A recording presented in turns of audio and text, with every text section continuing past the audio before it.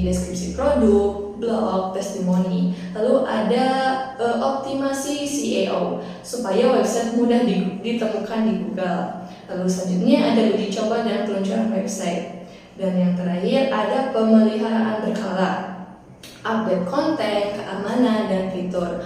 Website juga ini sebenarnya perlu beberapa fitur dasar seperti profil perusahaan, halaman produk, kontak, blog, testimoni pelanggan, dan interaksi media sosial. Nah, tantangan dalam pengembangan website ini juga ada beberapa tantangan nih. Membangun website juga memiliki tantangan seperti biaya pengembangan dan pemeliharaan. Nah, ini juga biasanya bisa cukup tinggi. Lalu ada teknologi berubah cepat. Jadi website ini harus selalu diperbaharui. Lalu ada tantangan SEO karena persaingan ini kata kunci ketat dan algoritma mesin pencari sering berubah. Lalu selanjutnya ada materi strategi mengatasi tantangan. Nah, ada beberapa strategi untuk menghadapi tantangan digital. Yang pertama, ada strategi pengembangan SDM, yaitu meningkatkan kemampuan tim dalam teknologi digital. Lalu yang kedua, ada strategi menggunakan data untuk memahami perilaku konsumen. Yang ketiga, bisa dengan interaksi teknologi baru seperti AI dan chatbot. Lalu ada optimasi website untuk mobile, karena mayoritas pengguna ini kan biasanya menggunakan smartphone. Lalu selanjutnya ada investasi dalam keamanan data seperti SSL dan firewall. Nah, selanjutnya apakah ada studi kasus atau contoh dari materi-materi sebelumnya?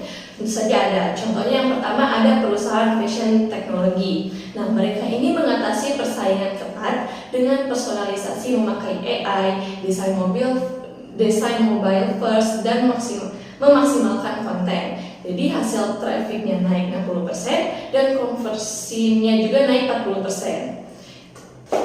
Nah, supaya tahu apakah website kita ini efektif atau tidak, ada beberapa metrik yang harus terus dipantau. Contohnya seperti traffic website, bounce rate, durasi kunjungan, conversion rate, kecepatan loading halaman. Nah, tools yang umum dipakai juga biasanya antara lain seperti Google Analytics, lalu ada Search Console, Hotjar, SEMrush, atau Ahrefs. Nah, bagaimana sih masa depan bisnis di era digital ini? Nah, kedepannya teknologi seperti AI, AR atau VR, dan UAI akan semakin mempengaruhi cara bisnis berjalan.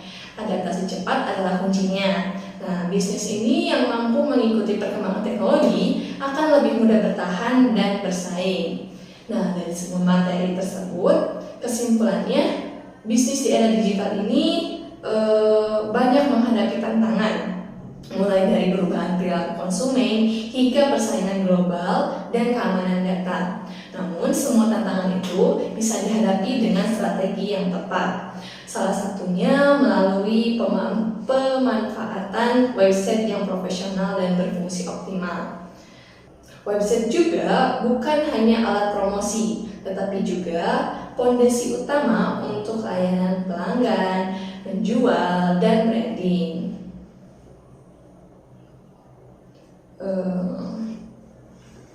Dengan adaptasi teknologi, strategi digital yang tepat, dan evaluasi yang rutin, bisnis bisa bertahan dan berkembang di tengah perkembangan zaman.